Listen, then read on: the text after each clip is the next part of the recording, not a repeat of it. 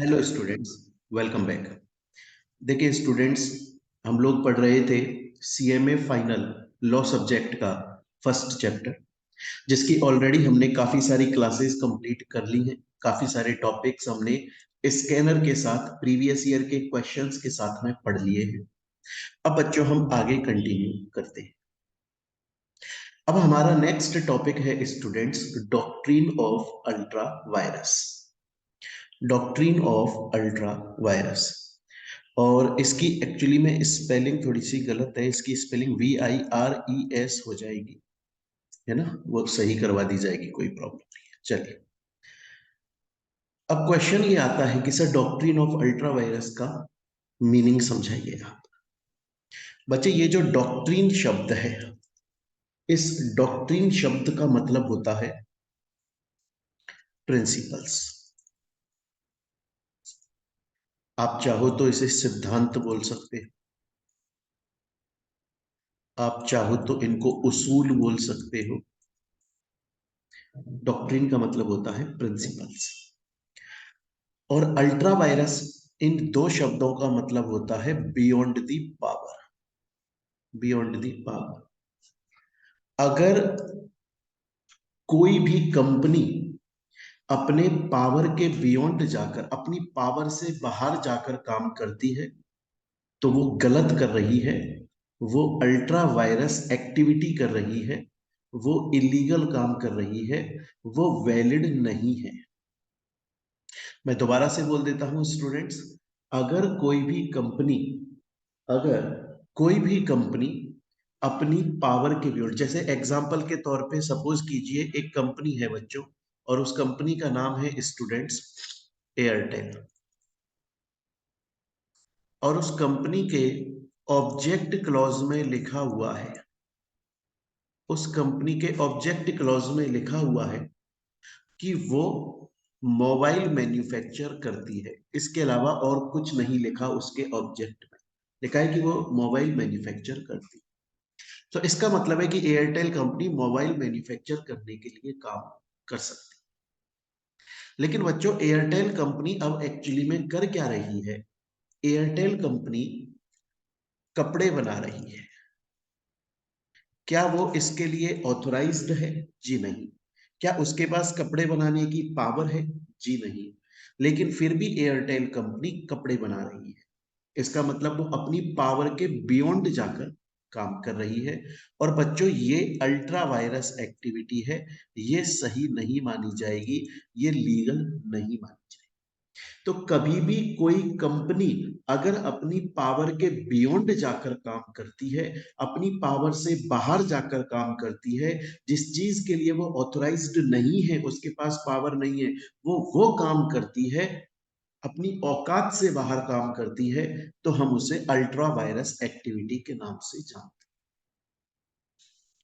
हैं। स्टूडेंट्स, अब ultra vires activity एक कंपनी के अंदर चार तरीके से हो सकती है। एक अल्ट्रा वायरस एक्टिविटी कंपनी के अंदर चार तरीके से हो सकती है, बहुत ध्यान से सुनिएगा। पर उससे पहले मैं आप लोगों को एक प्रैक्टिकल चीज बताना चाहता हूं, जो प्रैक्टिकल लाइफ में होती है। और वो ये है बच्चे कि देखो, मैं कंपनी के सेंस में बात कर रहा हूं। सबसे ऊपर होता है कंपनीज एक्ट, सबसे ऊपर।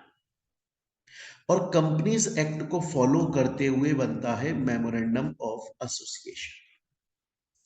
कंपनीज एक्ट को फॉलो करते हुए एमओए बनाया जाता है, और बच्चे एमओए को फॉलो करते हुए एओए बनाया जाता है ना? आज अगर एक कंपनी बोलती है कि मैं मोबाइल मैन्युफैक्चर कर सकती हूं, तो अब एओए में यही तो लिखा जाएगा कि मोबाइल मैन्युफैक्चर करेगी तो कितने दिन में रूल्स रेगुलेशन। तो ऑब्जेक्ट के बेसिस पे ही तो रूल्स रेगुलेशन लिखे जाते हैं। मैं ये प्रैक्टिकल बात बता रहा हूँ आपको, एक्चुअली में ऐसा होता है, और ये लिखा हुआ है, मैं कोई मन से नहीं बोल रहा हूँ। ये एक्ट के अंदर भी ये बात लिखी हुई है कि बच्चों, सबसे ऊपर कंपनीज एक्ट आता है, उसके बाद में मेमोरेंडम ऑफ एसोसिएशन आता है, और फिर आता है आर्टिकल्स ऑफ एसोसिएशन, और फिर आता है कंपनी के अंदर काम करने वाले लोग। ये सीक्वेंस होता है। ये हमारा कंपनीज एक्ट भी इस बात के लिए एक्सेप्ट करता है, परमिशन देता है। अब बच्चों मैंने आपको अभी तक समझाया कि डॉक्ट्रिन ऑफ अल्ट्रा वायरस का मीनिंग होता है कि अपनी पावर के बियॉन्ड जाकर काम करना, जो कि एक गलत नॉट वैलिड काम है, वैलिड नहीं है। अब मैं आपसे बोल रहा हूं बच्चे कि एक कंपनी के अंदर अल्ट्रा वायरस एक्टिविटी चार में से किसी एक तरीके से हो सकती है। चार में से किसी एक तरीके से हो सकती है। पहला, सपोज कीजिए कि एक कंपनी ने कंपनीज एक्ट के बाहर जाकर काम किया। जैसे मैंने आप लोगों को समझाया था, सेक्शन 2 सबसेक्शन 62 के अंदर वन पर्सन कंपनी मैंने आपको पढ़ाई थी, और मैंने आपको यह बोला था बच्चों की वन पर्सन कंपनी अपनी लाइफ में कोई भी बिजनेस, कोई भी एक्टिविटी कर सकती है, लेकिन वो फाइनेंशियल सर्विसेज वाला काम नहीं कर सकती, वो बैंकिंग वाला काम नहीं कर सकती। ये मैंने आपको समझाया था। क्लियर है? क्योंकि कंपनीज एक्ट मना करता है कि कोई भी वन पर्सन कंपनी कोई भी काम करे, मैन्युफैक्चरिंग का, मार्केटिंग का, रॉ मटेरियल सप्लाई का, कपड़े का, बोतल का, लैपटॉप का, किसी भी चीज का, एक्स वाई जेड, पर वो फाइनेंशियल सर्विस, बैंकिंग वाला काम नहीं कर सकता। मैंने ये आपको बताया था, क्योंकि कंपनीज एक्ट मना करता है, सेक्शन 2 सबसेक्शन 62 इस बात के लिए मना करता है। अब सपोज कीजिए कोई वन पर्सन कंपनी है और वो फाइनेंशियल सर्विसेज वाला काम कर रही है, मतलब वो कंपनीज एक्ट के बियॉन्ड जा रही है। कंपनीज एक्ट इस बात की पावर नहीं देता, फिर भी वो कंपनीज एक्ट के बाहर जाकर वन पर्सन कंपनी बैंकिंग वाला काम कर रही है, फाइनेंशियल सर्विसेज वाला काम कर रही है, जो कि वैलिड नहीं है, लीगल नहीं है, सही नहीं। तो हम उसको क्या मानेंगे? हम उसको मानेंगे अल्ट्रा वायरस। क्या मानेंगे बच्चों? Ultra vires. वायरस की स्पेलिंग समझ लेना बेटे, VIRUS नहीं है, वायरस की स्पेलिंग VIRES है। ये यहाँ पे गलत टाइप हो गया है, इसको सही करवा दिया जाएगा, आपके नोट्स में भी वो चीज सही मिलेगी आप। ठीक है बच्चे, वरना आप इस स्पेलिंग को सही कर लीजिएगा, VIRES लिखना है, छोटी सी गलती। बट आप कॉन्सेप्ट समझिएगा बच्चों। मैं आपसे बोल रहा हूं कि अगर कोई कंपनी कंपनीज एक्ट के बियॉन्ड जाकर काम कर रही है, वो अल्ट्रा वायरस एक्टिविटी कर रही है। क्वेश्चन ये आता है कि सपोज कीजिए सर, किसी कंपनी ने एक्चुअली में अल्ट्रा वायरस एक्टिविटी कर दी, वो कंपनीज एक्ट के बियॉन्ड में, कंपनीज एक्ट के बियॉन्ड जाकर उसने काम कर दिया, कंपनीज एक्ट के बियॉन्ड जाकर उसने काम कर दिया। अल्ट्रा वायरस एक्टिविटी हो चुकी है, नॉट वैलिड एक्टिविटी हो चुकी है, इलीगल एक्टिविटी हो चुकी है।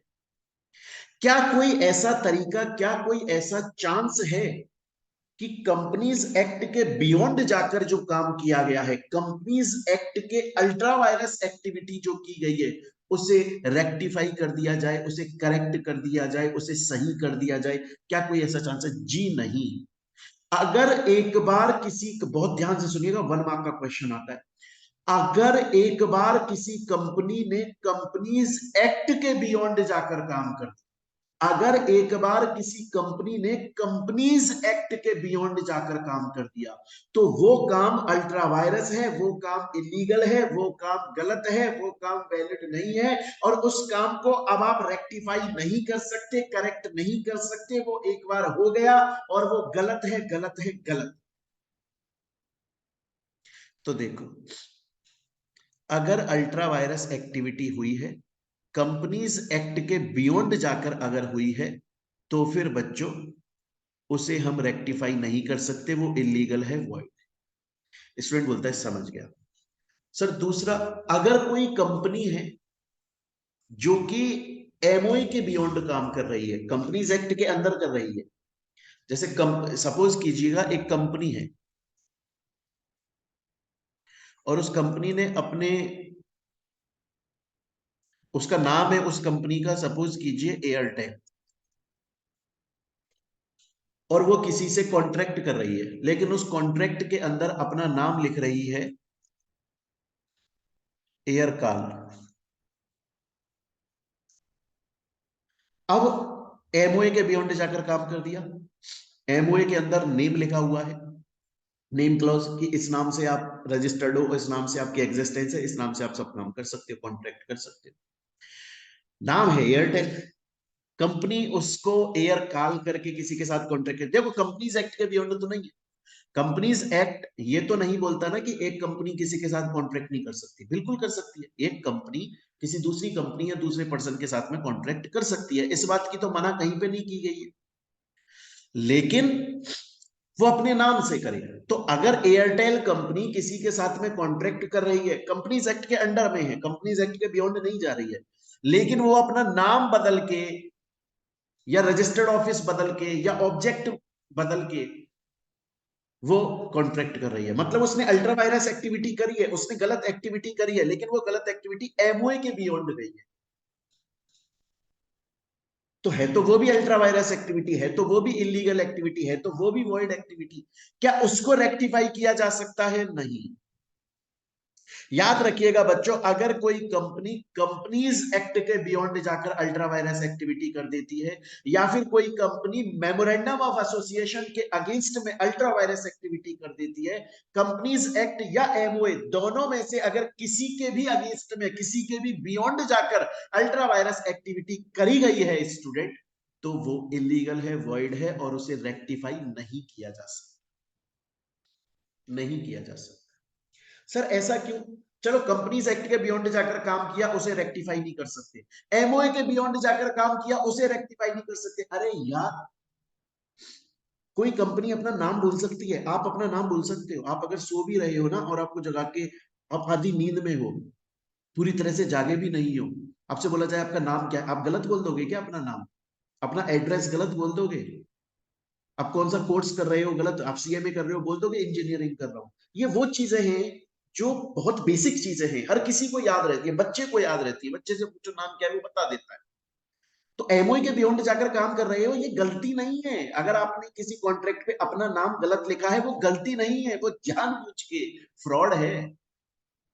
तो अगर कोई कंपनी कंपनीज एक्ट के बियॉन्ड जा रही है, या फिर अगर कोई कंपनी एमओए के बियॉन्ड जा रही है, तो फिर वो अल्ट्रा वायरस एक्टिविटी है, उसे रेक्टिफाई नहीं किया जा सकता।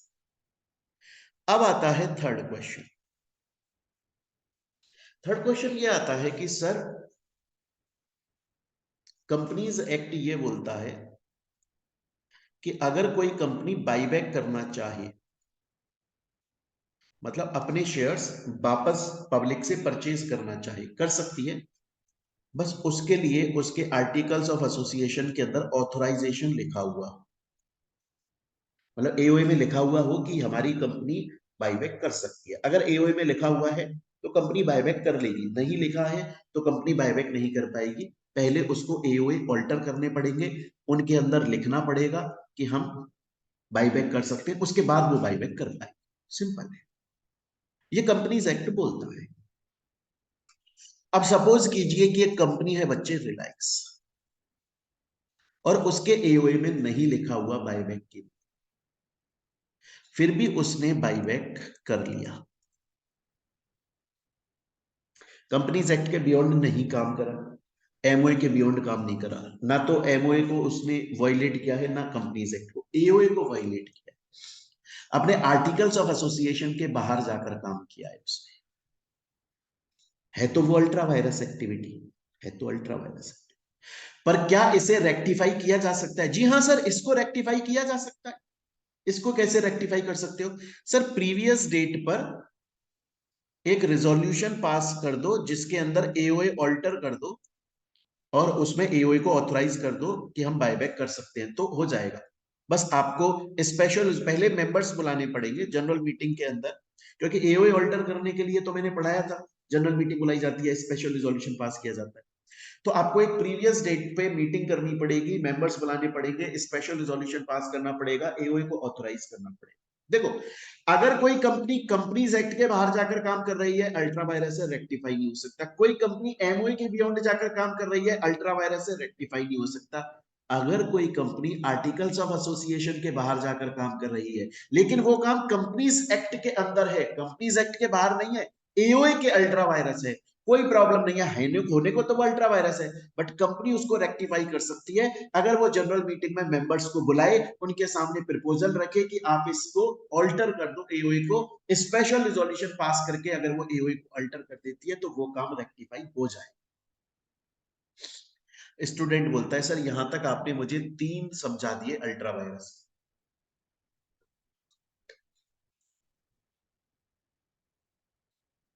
अब नेक्स्ट चलते हैं सर, अल्ट्रा वायरस।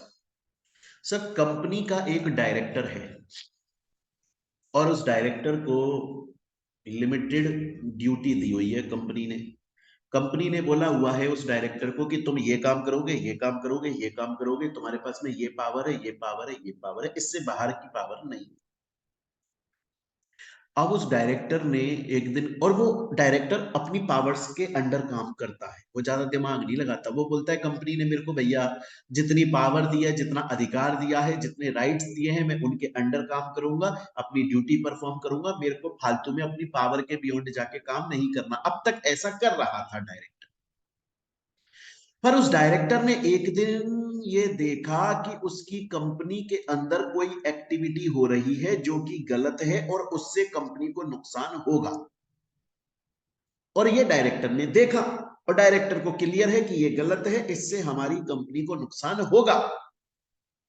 लेकिन वो एक्टिविटी उस डायरेक्टर की पावर के बियॉन्ड है, वो एक्टिविटी उस डायरेक्टर के पावर के बियॉन्ड है। अरे मेरी बात समझ में? तो अब उस डायरेक्टर ने बोला कि यार ये एक्टिविटी इस कंपनी में हो रही है, ये एक्टिविटी गलत हो रही है, मुझे पता है कि इससे लॉस होगा कंपनी को, लेकिन मैं क्या करूं भैया, ये तो मेरी पावर के बियॉन्ड है। लेकिन फिर भी वो वहां गया, अपनी पावर के बाहर गया, उसने उस एक्टिविटी को सही करवाया जिससे कंपनी को लॉस ना हो। हालांकि उसने अपनी पावर के बियॉन्ड काम करा, अल्ट्रा वायरस एक्टिविटी करी, इसमें कोई शक नहीं है, कोई डाउट नहीं। अगर डायरेक्टर अपनी पावर के बियॉन्ड जाकर काम करता है तो वो अल्ट्रा वायरस एक्टिविटी है।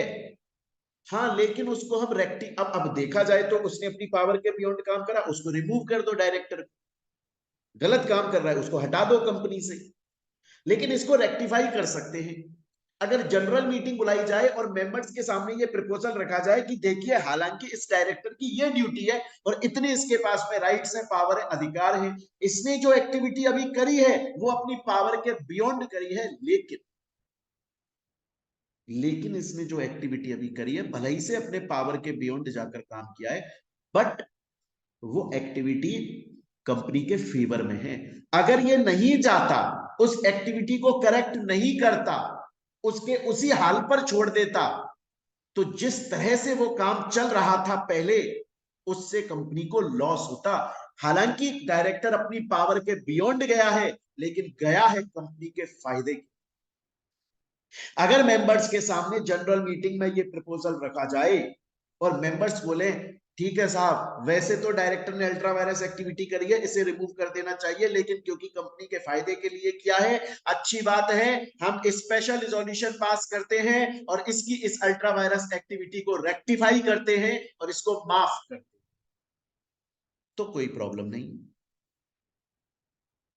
लेकिन अगर शेयर होल्डर्स जनरल मीटिंग में स्पेशल रिजोल्यूशन पास ना करें, बोले नहीं नहीं निकालो निकालो, तो भैया फिर वो रेक्टिफाई नहीं हो पाए। तो कहने का मतलब ये है कि अगर कंपनीज एक्ट के बियॉन्ड जा रहे हो आप, तो वो रेक्टिफाई नहीं होगा, एमओए के बियॉन्ड जा रहे हो, रेक्टिफाई नहीं होगा, बात खत्म।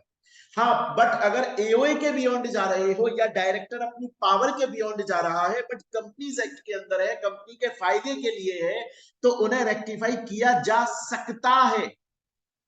उसके लिए जनरल मीटिंग में मेंबर से स्पेशल रिजोल्यूशन पास करवाना।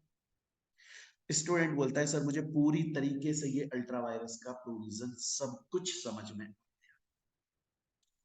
अल्ट्रा वायरस एक्टिविटी का डॉक्ट्रिन ऑफ अल्ट्रा वायरस का मीनिंग क्या होता है और उसके अलावा कितने टाइप की अल्ट्रा वायरस एक्टिविटीज होती है, ये सब कुछ आपने मुझे समझा दिया, पूरी तरीके से क्लियर है। आगे चलते हैं नेक्स्ट टॉपिक।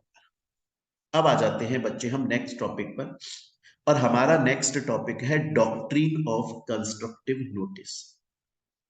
बहुत ही सिंपल टॉपिक है, बड़े ध्यान से पढ़िएगा इसको।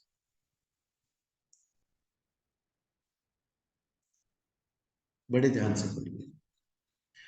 अच्छा बच्चों, मैं एक चीज और बता दूं कि डॉक्ट्रिन ऑफ कंस्ट्रक्टिव नोटिस, ये जो मैं आपको टॉपिक समझा रहा हूं अभी, और इसके बाद में एक टॉपिक और पढ़ाऊंगा, डॉक्ट्रिन ऑफ इंडोर मैनेजमेंट। बच्चों इनसे रिलेटेड प्रीवियस ईयर में क्वेश्चन आया हुआ है, पर वो मैं अभी सॉल्व नहीं करवाऊंगा आपको। आप बोलोगे क्यों सर? आपने तो बोला था कि जैसे ही कोई टॉपिक क्लियर कंप्लीट होगा हम हाथ के हाथ स्कैनर सॉल्व करेंगे। अरे एक्चुअली क्या है कि अगर मैं कंस्ट्रक्टिव नोटिस आपको अभी समझाऊं और उसके बाद में हाथ के हाथ स्कैनर सॉल्व करवा दूं तो वो काम मेरा पूरा हो नहीं पाएगा, है ना। इसलिए क्योंकि doctrine of constructive notice and doctrine of indoor management दोनों एक दूसरे से कहीं हद तक जुड़े हुए हैं। तो पहले मैं चाहता हूं कि आज की क्लास में मैं doctrine of constructive notice and doctrine of indoor management को पूरी तरीके से आपको क्लियर करके समझाऊं, अच्छे से समझाऊं। और फिर नेक्स्ट वाली क्लास में हम लोग इंडोर मैनेजमेंट, कंस्ट्रक्टिव नोटिस और अल्ट्रा वायरस, इन तीनों कॉन्सेप्ट से रिलेटेड प्रीवियस ईयर में जो क्वेश्चन आए वो हाथ की हाथ सॉल्व कर लेंगे, कोई प्रॉब्लम नहीं आएगी। तो अब मैं चलता हूं डॉक्ट्रिन ऑफ कंस्ट्रक्टिव नोटिस के ऊपर।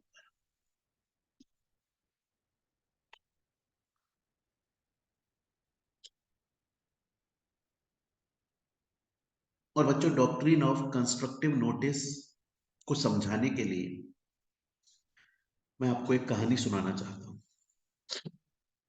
बच्चों बात है 2011 की। 2011 में मैंने कंपनी सेक्रेटरी कोर्स भी किया हुआ है, मैंने सीएस की डिग्री भी ली हुई है। तो मैंने कंपनी सेक्रेटरी, मेरा कोर्स पूरा हो गया था, एलएलबी पूरा हो गई, सब पूरा हो गया, ये सब सीएमए कंपनी से सब कुछ पूरा हो गया।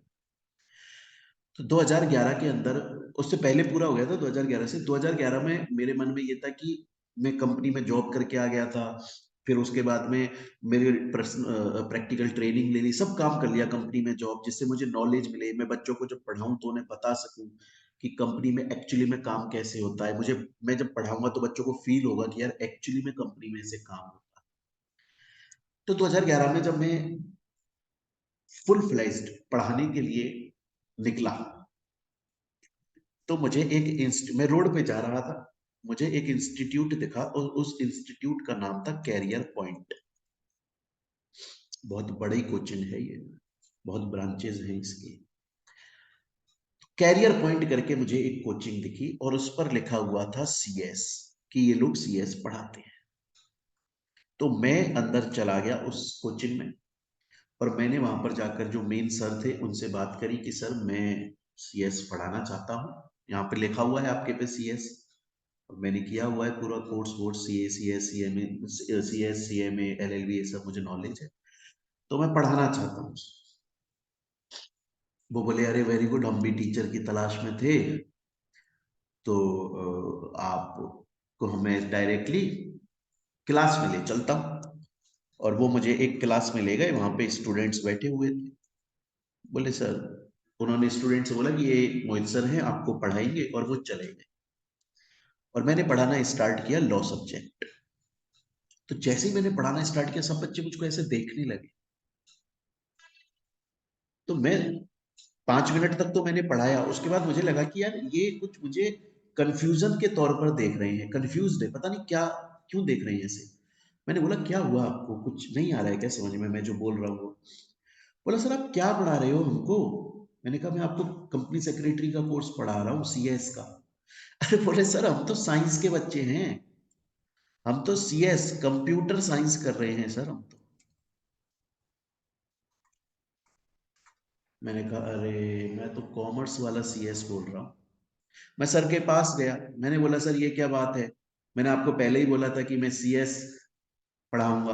बोले हाँ हमने भी तो आपको सीएस के लिए भेजा है सर, क्या हो गया? मैंने कहा सर वो तो साइंस के बच्चे हैं, कंप्यूटर सीएस मतलब कंप्यूटर साइंस, मैं तो सीएस कंपनी सेक्रेटरी कॉमर्स वाला बोल रहा था, ये आपने मेरे साथ में गलत किया, मैं आपके ऊपर केस करूंगा। वो बोले मुझसे कि मोहित सर आप केस कर नहीं पाओगे हमारे ऊपर। मैंने कहा क्यों? बोला क्योंकि डॉक्ट्रिन ऑफ कंस्ट्रक्टिव नोटिस बोलता है कि आप हमारे ऊपर, कंपनी के ऊपर केस नहीं कर पाओगे। क्योंकि क्योंकि जब आप हमारे पास में एक प्रपोजल लेकर आए थे कॉन्ट्रैक्ट करने का हमारे साथ, कैरियर पॉइंट बोल रही है, कंपनी बोल रही है, वो कोचिंग कंपनी बोल रही है मुझसे कि जब आप हमारे पास में प्रपोजल लेकर आए थे कॉन्ट्रैक्ट करने का कि मैं आपके यहाँ पर सीएस पढ़ाना चाहता हूं, तो ये अज्यूम किया गया था कि आपको हमारे बारे में, कंपनी के बारे में ऑलरेडी सब कुछ पता है कि हम साइंस पढ़ाते हैं। क्योंकि ये बात हमने हमारे एमओए में लिखी हुई है, हमारे एओए में लिखी हुई है। हमारी कंपनी राजस्थान के अंदर बनी हुई है, तो राजस्थान के आरओसी को हमने बताया हुआ है हम साइंस पढ़ाते हैं। अपनी वेबसाइट पर लिखी हुई है, हमने बहुत बार न्यूज़पेपर में एडवर्टाइजमेंट किया हुआ है। हमारे बोर्ड के बाहर, हमारी कोचिंग के बाहर जो बोर्ड है उस पर भी हमने कहीं कहीं लिखा हुआ है। हमने अपनी तरफ से हर जगह डिस्क्लोजर दिया हुआ है। कंपनी ने ये बात छुपाई नहीं है कि हम लोग साइंस पढ़ाते हैं। हर जगह पर एमओए में बताया है, एओए में बताया है, आरओसी को बताया है, वेबसाइट पर बताया है, कंपनी की ब्रांचेस के बाहर बोर्ड लगे हैं उन पर बताया है। तो अब अगर कोई पर्सन, मतलब आप मोहित बंसल, आप हमारे पास में अगर कॉन्ट्रैक्ट का प्रपोजल लेकर आ रहे हो, तो ये अज्यूम किया जाएगा कि आपको ऑलरेडी पता है कि हम किस चीज के लिए ऑथराइज्ड हैं, हम किस ऑब्जेक्ट के लिए कॉन्ट्रैक्ट कर सकते हैं। आपको ऑलरेडी सब कुछ पता है। हम ये अज्यूम कर रहे हैं आपने हमारा एमओए पढ़ा है, एओए पढ़ा है, आपने हमारा आरओसी से हमारे बारे में जानकारी ली है, वेबसाइट पर पड़ी हुई है, ब्रांचेस के बाहर बोर्ड पड़े हुए हैं, और तब जाकर आप हमारे पास में कॉन्ट्रैक्ट करने के लिए आ रहे हो। अगर आपने नहीं पढ़ा तो ये आपकी गलती है। अगर आप ये सब, हमने तो अपनी तरफ से कोई इंफॉर्मेशन छुपाई नहीं है।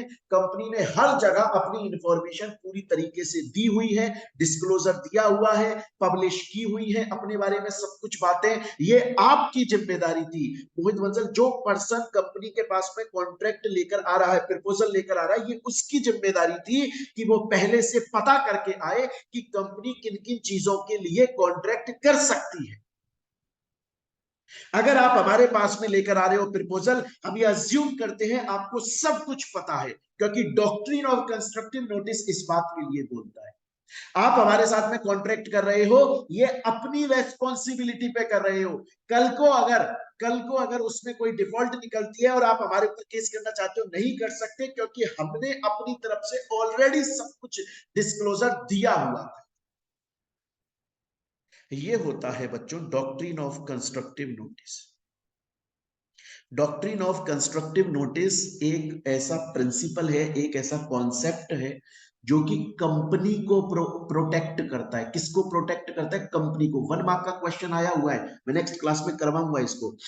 1 मार्क का क्वेश्चन आया हुआ है कि वो कौन सा डॉक्ट्रिन है जिसके थ्रू कंपनी को प्रोटेक्ट किया जाता है। कंपनी को प्रोटेक्ट किया जाता है, कंपनी को प्रोटेक्ट किया जाता है। Doctrine of constructive. किससे प्रोटेक्ट किया जाता है? आउटसाइडर से।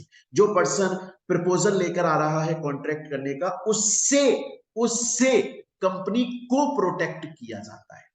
क्योंकि अगर कोई भी आउटसाइडर किसी कंपनी के साथ में कॉन्ट्रैक्ट करना चाहता है, कनेक्ट होना चाहता है, तो ये प्रिज्यूम किया जाता है, ये माना जाता है कि वो कंपनी के बारे में ऑलरेडी पूरी इंफॉर्मेशन पढ़कर आया है, क्योंकि कंपनी ने इंफॉर्मेशन छुपाई नहीं है, दी हुई है।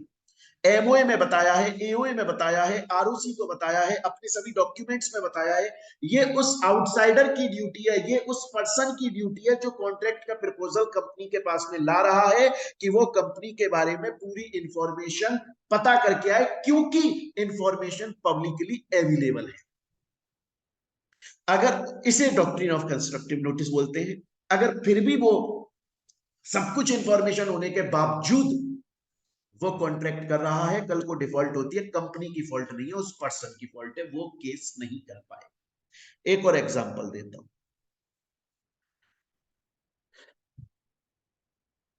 Indian Oil Corporation Limited. ये Indian Oil Corporation Limited Reliance के पास में गई और रिलायंस के पास में जाकर बोली कि हम आपको लोन देना, आपको लोन की जरूरत है, हम आपको लोन दे देंगे। आपकी एक प्रॉपर्टी है जो कि पुणे के अंदर है। इंडियन ऑयल कॉरपोरेशन खुद रिलायंस के पास में गई और वहां पर जाकर बोली कि हमें पता है कि आपके पास में पुणे में एक प्रॉपर्टी है, हम उस प्रॉपर्टी पर 20 लाख का आपको लोन देते हैं। हम बैंकिंग वाला काम भी कर सकते हैं, गवर्नमेंट अलाउ करती है, तो हम 20 लाख रुपए का आपको लोन देना चाहते हैं। दे और आपके लोन ले सकते हो अगर आप चाहो तो। हम आपके साथ में इस बात का कॉन्ट्रैक्ट कर रहे हैं, लेकिन पुणे वाली प्रॉपर्टी आपको हमारे पास में एज सिक्योरिटी गिरवी रखनी पड़ेगी। अब बच्चों, रिलायंस कंपनी ने इस पुणे वाली प्रॉपर्टी पे ऑलरेडी लोन लिया हुआ है एचडीएफसी बैंक से, और एचडीएफसी बैंक को ये प्रॉपर्टी गिरवी रखी हुई है ऑलरेडी पहले से। और ये बात रिलायंस कंपनी ने एमओए में लिखी हुई है, एओए में लिखी हुई है, वेबसाइट पर लिखी हुई है, आरओसी को बताया हुआ है, न्यूज़पेपर में इस बात का पब्लिशमेंट दिया हुआ है। सब जगह पर पब्लिकली ये बात बताई है कि हमारी ये जो पुणे वाली प्रॉपर्टी है उस पर हमने एचडीएफसी से इतने रुपए का लोन लिया है, और उस प्रॉपर्टी को हमने एचडीएफसी के पास में गिरवी रखा हुआ है। ये अवेलेबल है न्यूज हर जगह पब्लिकली। फिर भी इंडियन ऑयल कॉरपोरेशन खुद प्रपोजल लेकर आया कॉन्ट्रैक्ट करने का रिलायंस के पास में कि आप हमसे 20 लाख का लोन ले लो और पुणे वाली प्रॉपर्टी गिरवी रख दो। रिलायंस ने हां बोल दिया। बाद में इंडियन ऑयल कॉरपोरेशन रिलायंस के अगेंस्ट में केस करना चाहता है कि वो पुणे वाली प्रॉपर्टी तो ऑलरेडी एचडीएफसी बैंक के पास में गिरवी पड़ी हुई है, आप हमको क्यों आपने लोन लिया हमसे उस पर, हम आपके ऊपर केस करेंगे।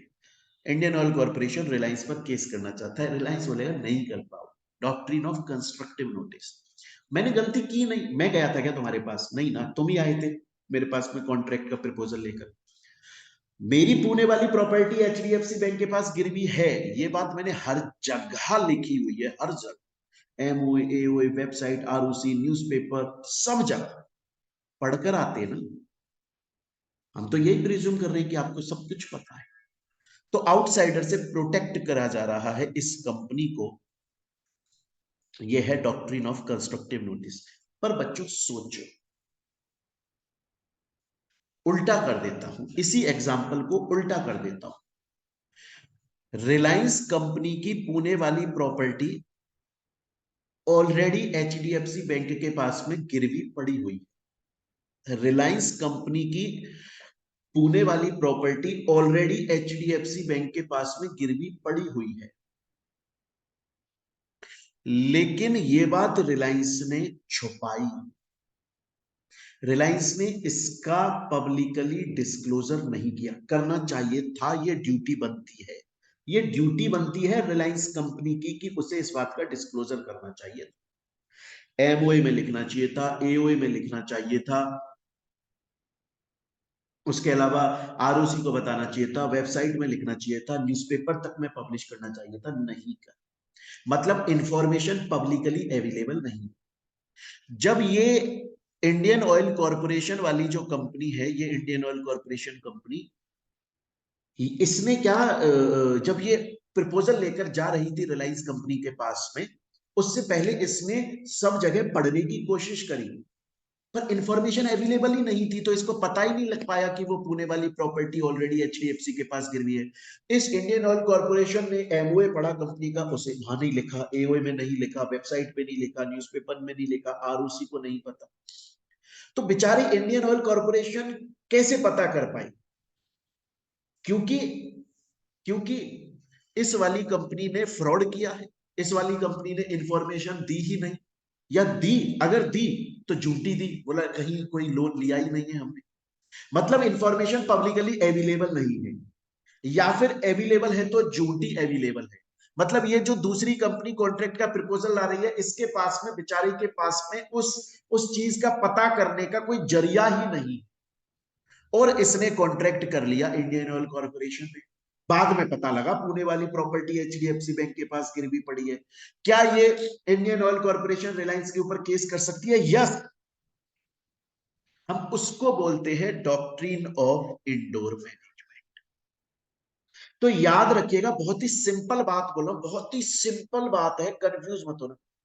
अगर अगर कोई कंपनी ने अपने बारे में पूरी तरीके से पब्लिक डिस्क्लोजर दिया हुआ है, फिर भी सामने वाला कॉन्ट्रैक्ट कर रहा है, तो अपनी जिम्मेदारी। अगर उसे डॉक्ट्रिन ऑफ, वो केस नहीं कर सकता कंपनी के ऊपर, क्योंकि कंपनी ने कोई गलती नहीं करी, कोई झूठ नहीं बोला, कोई फ्रॉड नहीं करा, सब कुछ इंफॉर्मेशन दी हुई है। Doctrine of constructive notice, company को प्रोटेक्ट किया।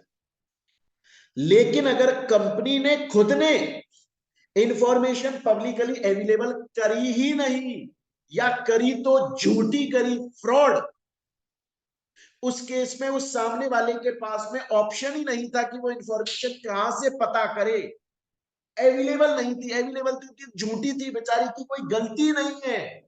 डॉक्ट्रिन ऑफ इंडोर मैनेजमेंट, इसमें प्रोटेक्ट कौन हो, इसमें वो केस कर सकता है। तो doctrine of constructive notice protect कर रहा है कंपनी को, कि आप कंपनी के ऊपर केस नहीं कर सकते, इंफॉर्मेशन अवेलेबल थी, पता कराते। But doctrine of indoor management protect कर रहा है आउटसाइडर को, कि आप कंपनी के ऊपर केस कर सकते हो क्योंकि कंपनी ने फ्रॉड किया, इंफॉर्मेशन पब्लिकली अवेलेबल नहीं करी, या करी है तो झूठी करी। स्टूडेंट बोला पूरी तरीके से समझ में आ गया, मजा आ गया, बहुत अच्छा एग्जांपल दिया, पूरी तरीके से सब कुछ क्लियर है मुझे। आगे चलते हैं। ये मैंने आपको डॉक्ट्रिन ऑफ इंडोर मैनेजमेंट समझा दिया। देखो कि doctrine of indoor management outsider को प्रोटेक्ट करता है, ये सब कुछ होगा, क्लियर है। लेकिन एक बार मेरे पास में एक स्टूडेंट आया, वो बोला कि सर आप बोल रहे हो कि अगर कंपनी ने इंफॉर्मेशन पब्लिकली अवेलेबल नहीं करी, या फिर या फिर झूठी इंफॉर्मेशन अवेलेबल करी है, या तो इंफॉर्मेशन अवेलेबल करी ही नहीं, पब्लिश करी ही नहीं, या फिर झूठी करी, तो जो आउटसाइडर है उसकी गलती नहीं है और वो केस कर सकता है कंपनी के ऊपर। आपने ये बोला, इसको डॉक्ट्रिन ऑफ इंडोर मैनेजमेंट बोलते हैं। बिल्कुल सही बात। पर सर सोचो कि अगर जिस पर्पस के लिए कॉन्ट्रैक्ट कर रहा है, जैसे जैसे ये Indian Oil corporation, Indian Oil corporation जिस पर्पस के लिए, ये जो इंडियन ऑयल कॉरपोरेशन है, जिस पर्पस के लिए पुणे वाली प्रॉपर्टी को गिरवी रखने के लिए कॉन्ट्रैक्ट कर रहा है, चाहे से कंपनी ने इंफॉर्मेशन अवेलेबल नहीं करी, या करी है तो झूठी करी, बट इसके पास में जरिया था, ऑप्शन था कि ये सच इंफॉर्मेशन का इजीली पता लगा सकता था, इजीली इसके पास में ऑप्शन था। और वो बात क्लियर है कि हाँ, अगर ये चाहती इंडियन ऑयल कॉर्पोरेशन तो ये बहुत आराम से पता लगा सकती थी, बहुत आराम से पता लगा सकती, चाहे से कंपनी ने इंफॉर्मेशन अवेलेबल नहीं करी। लेकिन अगर इंडियन ऑयल कॉर्पोरेशन, मतलब आउटसाइडर जो कॉन्ट्रैक्ट का प्रपोजल आ रहा है, अगर वो चाहता, अगर वो कंपनी चाहती, बहुत इजीली पता लगा सकती थी, लेकिन उसने लगाया नहीं और कॉन्ट्रैक्ट कर लिया। तो फिर उस ये एक्सेप्शन हो जाएगा इंडोर मैनेजमेंट, नॉलेज ऑफ या तो उसे ऑलरेडी पता था, या फिर वो पता लगा सकते थे, या तो एक तो उसे ऑलरेडी पता था कि इस वाले ये जो पुणे वाली प्रॉपर्टी है, ये एचडीएफसी बैंक के पास में गिरवी रखी हुई है, हालांकि रिलायंस कंपनी ने इसका पब्लिशमेंट कहीं पे नहीं दिया है, लेकिन मुझे ये पता है, और भी लोगों को पता है कि इंडियन ऑयल को ये बात पता है कि भैया पुणे वाली प्रॉपर्टी रिलायंस की गिरवी रखी हुई, फिर भी मैं जानबूझ के कर रहा हूं। तो फिर वो आपको इरेगुलरिटी की नॉलेज है, फिर भी कर रहे हो, तो आप फ्रॉड ही कर रहे हो, जानबूझ के रिलायंस को फंसाने। या फिर आपको पता नहीं है, लेकिन आप चाहते तो पता कर सकते थे, कुड डिस्कवर, आप चाहते तो पता कर सकते थे, बट आपने करा नहीं, तो भी ये एक्सेप्शन है इंडोर मैनेजमेंट का। और लास्ट, आप सोचो कि इंफॉर्मेशन अवेलेबल नहीं है, बट आप कॉन्ट्रैक्ट ही उस प्रपोजल के लिए कर रहे हो जो इलीगल है। आप कर रहे हो कॉन्ट्रैक्ट रिलायंस के साथ में कि हम गुजरात में एल्कोहल बनाकर बेचें। जब आप इस पर्पस के लिए कॉन्ट्रैक्ट कर रहे हो जो वॉइड है, इनिशियो है, शुरू से ही फ्रॉड है, तो चाहे से आपको ये पता है कि नहीं पता है कि भैया रिलायंस कंपनी एल्कोहल बना सकती है या नहीं, उससे कोई फर्क नहीं पड़ता है। आप जिस पर्पस के लिए कर रहे हो वो खुद ही इलीगल है। आप बोल रहे हो कि हम तो आर्म्स बनाएंगे और लोगों को मारेंगे, इस तरह का है। तो इंडोर मैनेजमेंट के एक्सेप्शंस भी हैं कि आपको ऑलरेडी उस चीज के बारे में, इनरेगुलरिटी के बारे में पता था, फिर भी आपने कर लिया, तो वो तो आप जानबूझ के ही फंसा रहे हो ना रिलायंस को। भले ही से रिलायंस ने गलती करी है, पब्लिकली डिस्क्लोज नहीं करा, बट आपको भी तो पता था ना यार। या फिर नेग्लिजेंस, आप पता कर सकते थे, आपने किया नहीं। या फिर आप ऐसे किसी पर्पस के लिए कॉन्ट्रैक्ट कर रहे हो जिसमें भले से आपको नहीं पता है, भले से कंपनी ने डिस्क्लोज नहीं किया, लेकिन कानून तो बोलता है ना कि उस तरह के प्रपोजल इलीगल होते हैं। तो आप क्या रिलायंस से ही क्या दुनिया में किसी से भी उस तरह का कॉन्ट्रैक्ट करोगे तो वो गलत ही होगा भाई, समझ रहे हो? तो ये है बच्चों एक्सेप्शंस ऑफ इंडोर मैनेजमेंट, इनके ऊपर भी प्रीवियस ईयर में क्वेश्चन आ चुका है। वो बच्चों मैं आपको नेक्स्ट क्लास में एक्सप्लेन करूंगा, क्योंकि आज की क्लास में मुझे आपको डॉक्ट्रिन ऑफ अल्ट्रा वायरस समझाना था, डॉक्ट्रिन ऑफ कंस्ट्रक्टिव नोटिस समझाना था, डॉक्ट्रिन ऑफ इंडोर मैनेजमेंट समझाना था, और मुझे लगता है कि आपको पूरी तरीके से बहुत अच्छे से क्लियर हो गया है। तो बच्चों अब बाकी का, और इसके प्रीवियस ईयर के क्वेश्चन भी स्कैनर भी सॉल्व करेंगे। जैसा आपको पता है हम टॉपिक वाइज सॉल्व करते हैं, जैसे कोई टॉपिक कंप्लीट हुआ on the spot previous year का क्वेश्चन हम सॉल्व करते हैं, वो हम करेंगे। लेकिन बच्चों वो हम अपनी नेक्स्ट क्लास में करेंगे, क्योंकि आज की क्लास में हमने कॉन्सेप्ट समझा है। क्लियर है ये चीज आता है? चलिए, अच्छा एक और चीज, अगर जिन स्टूडेंट्स ने मेरे से क्लासेस परचेज की हुई है उनके पास तो क्लास है, नोट्स है, सब कुछ है। अगर कोई स्टूडेंट इस क्लास को सोशल मीडिया प्लेटफॉर्म पर देख रहा है और वो हमारी क्लासेस परचेज करना चाहता है, तो मैं आपको बता दूं, आप हमारी क्लास हमारे ऐप के थ्रू परचेज कर सकते हैं। मोहित बंसल क्लासेस ऐप है हमारा, गूगल प्ले स्टोर पर जाकर आप इंस्टॉल कर लें। वीडियो के डिस्क्रिप्शन में मैं लिंक दे दूंगा आपको, ऐप का, वेबसाइट का, टेलीग्राम चैनल का, सब।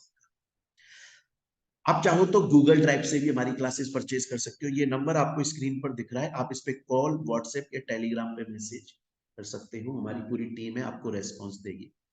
आप अगर दिसंबर 22 के लिए क्लास परचेज करना चाहते हो कर सकते हो, जून 2023 के लिए क्लासेस परचेज करना चाहते हो कर सकते हो, ओल्ड सिलेबस वाला के लिए कर सकते हो, न्यू सिलेबस वालों के लिए कर सकते हो। न्यू सिलेबस की अलग से रिकॉर्डिंग है, लेटेस्ट रिकॉर्डिंग है, ओल्ड सिलेबस की अलग से रिकॉर्डिंग है, लेटेस्ट है। और याद रखिएगा हम ऐसा नहीं करते कि न्यू सिलेबस वालों को ओल्ड वाली पकड़ा दी, ओल्ड वालों को न्यू वाली पकड़ा दी, बिल्कुल नहीं। सबकी क्लासेस लेटेस्ट अलग से रिकॉर्ड होती है, उनका मॉड्यूल फॉलो करके, उनका स्टडी मटेरियल फॉलो करके। दूसरा मैं बता दूं, अगर आप हमारी क्लासेस परचेज करोगे तो आपको हमारी कंप्लीट क्लासेस मिलेंगी, स्टडी मटेरियल फॉलो करके हम पढ़ाते हैं, plus scanner on the spot class में सॉल्व करवाया जाता है, प्लस आपको हमारे हार्ड कॉपी नोट्स मिलेंगे, ऑल ओवर इंडिया डिलीवरी होती है, प्लस आपको सॉफ्ट कॉपी नोट्स भी मिलेंगे, प्लस आप हमारी टेस्ट सीरीज के लिए फ्री एलिजिबल रहोगे, पैसा नहीं लगेगा, प्लस आपको एमसीक्यूज अलग से हम